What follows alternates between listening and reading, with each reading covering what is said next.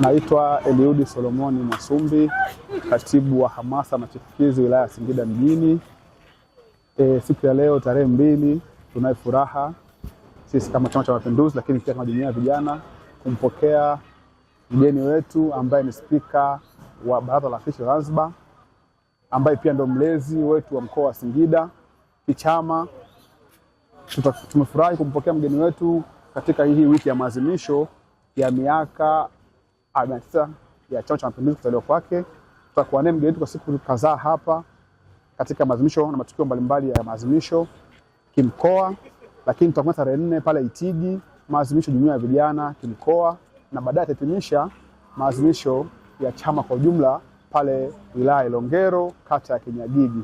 Sisi kama Singida kama vijana tuko tayari kushirikiana naye, tuko tayari kuadhimisha pamoja naye, lakini tumefurahi, tumefarijika sana kwa ugeni huu mkubwa wa kitaifa. Karibu sana Mheshimiwa Spika wa Baraza la Wawakilishi Zanzibar, karibu Singida. Singida ni njema, karibu sana.